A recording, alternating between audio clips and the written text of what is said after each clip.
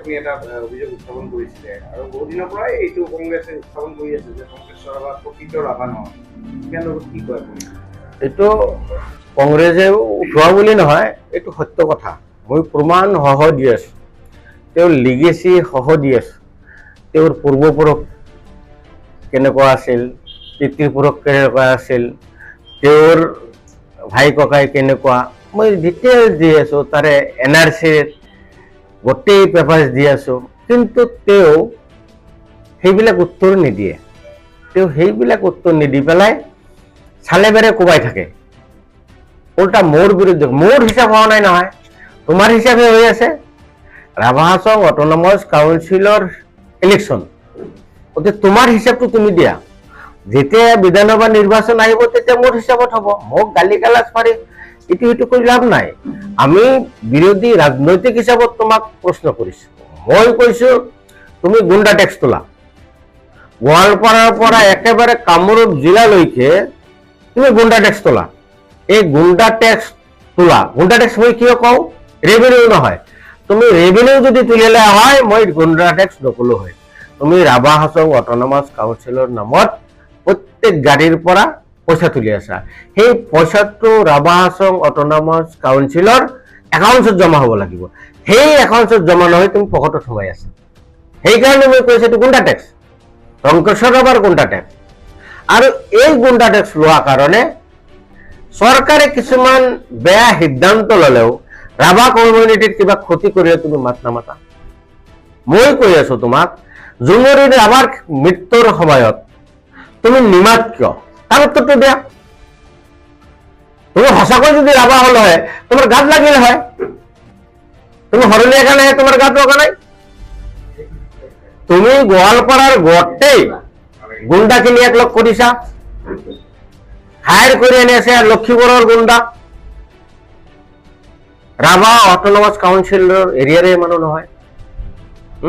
প্ৰকাশ কাশ্যপ, টংকেশ্বৰ ৰাভা এইবাৰ নিৰ্বাচনত আপুনি জয় হ'ব বুলি ভাবে? তেওঁ যিটো পৰিষদীয় সমষ্টি কৰাটো এতিয়া শুনক, মই এই অঞ্চলৰ ৰাভা হাছং অঞ্চলৰ ভোটাৰৰ সিদ্ধান্ত ল'ব। ভোটাৰক মই এটাই অনুৰোধ কৰিছোঁ আৰু আহ্বান জনাইছোঁ, আপোনালোকে সাহস গোটাওক। টংকেশ্বৰে কিছু নুবুজা ল'ৰা, সহজ সৰল ল'ৰাক স্কুলৰ পৰা ৰাস্তাত নামাই আনি সেইবিলাকক লৈ আতংকৰ সৃষ্টি কৰি দিয়ে। শিক্ষা অনুষ্ঠানৰ পৰা ৰাস্তাত নামাইছে। এই যে ভয় বা ভোটাৰক দেখাই, যোৱাবাৰ তেওঁ কেনেকৈ জিকিলে, তেওঁ হাৰে। তেওঁ কিছুমান এৰিয়াত গৈ গুণ্ডা বাহিনী নামাই দি ভোট দিবলৈ আহিবলৈ নিদিলে। কিন্তু এইবাৰ সকলোৱে সাহস গোটাইছে, গোটেই ভোট দিবলৈ আহিব। আৰু যদি গোটেই ভোটাৰে ভোট দিবলৈ আহে, টংকেশ্বৰ ৰাভাৰ বিপৰ্যয় নিশ্চিত। টংকেশ্বৰ মানে ৰাভা হাছঙে কৈ আছে যে তেওঁলোকৰ যিটো ৩৬টা পৰিষদীয় সমষ্টি, তেওঁলোকে ৩৬টাতে মানে আসন লাভ কৰিব। যিহেতু অলৰেডি ৩টাত তেওঁলোকে বিনা প্ৰতিদ্বন্দ্বিতাত জয় হ'ল, জয়ৰাম কোচি, কলিয়াপুত আৰু এইটোৱে চাওক আজি। আৰু এটা কথা বাৰ বাৰ উত্থাপন হৈছে যে কংগ্ৰেছৰ কেণ্ডিডেটে ধনৰ বলত তেওঁলোকে মনোনয়ন প্ৰত্যাহাৰ কৰিছে নেকি? আপোনালোকৰ যি দুজন কংগ্ৰেছৰ কেণ্ডিডেট, আজি চাওক, ধনৰ বলে হওক, জনৰ বলে হওক, মাৰপিটৰ ভয় দেখাই হওক, যেনেকৈ হওক।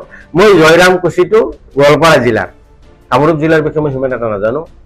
গোৱালপাৰা জিলাৰ জয়ৰাম কোচিৰ যিটো কেণ্ডিডেট, এজন নহয় ২-৩জন কেণ্ডিডেট হয়, নোহোৱা হয়, কেণ্ডিডেট হয় নহয়। এজন ভাল ছোৱালী, MA পাছ ছোৱালীজনী ফাইনেল টিকেট ল'ব। এই ছোৱালীজনী নাই ক'ত, মেঘালয়ত। আৰু মেঘালয় কোন, তাতে এজন উচ্চ শিক্ষিত গুণ্ডা প্ৰকাশ কাশ্যপ, যোৱা গভৰ্ণমেণ্টৰ দিনত প্ৰকাশ কাশ্যপ যোৱা বিজেপিৰ গুণ্ডা। মই তাতে বিজেপিৰ গুণ্ডা কম, লিডাৰো নহয়, ৱাৰ্কাৰো নহয়। কাৰণ কাশ্যপ, প্ৰকাশ কাশ্যপ আগৰ CM-ৰ OSD আছিল, আপোনালোকে সকলোৱে জানে। সেই সময়ত অলপ সহজ সৰল আছিল, সিমান এটা গুণ্ডামি কৰা নাছিল। কিন্তু যেতিয়াই নেকি হিমন্ত বিশ্ব শৰ্মা ডাঙৰীয়া মুখ্যমন্ত্ৰী হ'ল, তেওঁৰ গুণ্ডাগিৰিৰ উৎপাতত মানুহ থাকিব পৰা নাই। আৰে যোৱা মিউনিচিপাল ইলেকশ্যনত, লক্ষীপুৰ মিউনিচিপাল ইলেকশ্যনত এটা কেণ্ডিডেটক আমাক কি কৰিব নিদিলে। লাষ্টত দুটা ৱাৰ্ডত দুজন কৰি এমএলএ তেওঁলোক পাত্তা পোৱা নাই, এনেকুৱা গুণ্ডামি কৰিছে।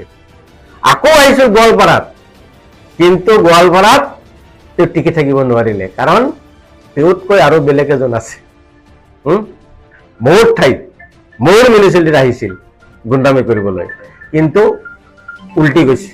এতিয়া গুণ্ডামি গোৱালপাৰা টাউনত সেই গুণ্ডামি দেখাব পৰা নাই আৰু কেতিয়াও দেখাবও নোৱাৰিব। গতিকে এই যে এক গুণ্ডা, টংকেশ্বৰ এক গুণ্ডা, আৰু কাশ্যপ প্ৰকাশ কাশ্যপ এক গুণ্ডা, আৰু এইবিলাক গোটেই ইন্ধন যোগায় আমাৰ গোৱালপাৰা জিলাৰ ইনচাৰ্জ মন্ত্ৰী, বেপাৰী মন্ত্ৰী তেওঁ, এই তিনিজন মিলি তেওঁ আৰু প্ৰশাসনটো মেনেজ কৰে।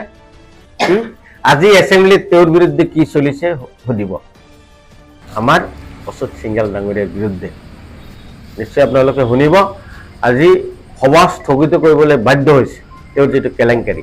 কংগ্ৰেছে এইবাৰ ৰাভাংশ নিৰ্বাচন কিমান সফল বুলি ভাবে? আমিতো হাৱাত মোৰটো মই ক'ব পাৰিম, মোৰ 3টা সমষ্টি আছে, মই 3টা সমষ্টিৰ 2টা 100% জিকিব, এটা অৱশ্যে আমি জিকিব নোৱাৰিম, কিন্তু তেওঁলোকে নিজিকে, তাতে ইণ্ডিপেণ্ডেণ্ট জিকিব। পূৰ্ব জগতটো ইণ্ডিপেণ্ডেণ্ট জিকিব। জিৰাৰীটো লিখি লওক, টংকেশ্বৰ কিয়, তাৰ সেই সীতাৰাম শৰণীয়াক লৈ আহক আৰু কাকবা লৈ আহক, জিনাৰী জিকিব নোৱাৰে, মই জিকাম, মই কৈছিলো। আগিয়াক কংগ্ৰেছ কেণ্ডিডেট জিকাম, মোৰ সমষ্টিত 3টা, এইটো মই ডাকি কৈ দিলোঁ। বাকীখিনি আপুনি দ্বাৰকাত খবৰ পাইছোঁ, সেইটো জিকিব। আপুনি কথাকুটিটো জিকিব। কথাকুটি ইমান চেষ্টা কৰিছে উদ্ৰ কৰিবৰ কাৰণে, ইমান ধন বল জনবল গুণ্ডা বাহিনী লগাই দিছিল। এই গুণ্ডা বাহিনী লক্ষীপুৰৰ সেই গুণ্ডাটো লাগিছিল, মই ভালকে জানো, সুধিব তেওঁক। তেওঁক যদি কোনোবা দিন আপোনালোকে লগ পায়, এই প্ৰকাশ কাশ্যপক ক'ব যে আপুনি খুটা মাৰি, ঠিক এই জয়ৰাম কুচিটোৰ নিচিনা খুটা মাৰিটো বোলে এনেকুৱা হুলস্থুল কৰিছিল উদ্ৰ কৰিবলৈ, সঁচা না মিছা কওক। এইটো অভিযোগ আনিছে গোৱালপাৰা সমষ্টিৰ বিধায়ক একে ৰছিদ আলমে। মই ডাইৰেক্ট নাম কৈ দিলোঁ, মোৰ কথা সুধিব, চেলেঞ্জ কৰিছে, প্ৰমাণ হোৱা আছে।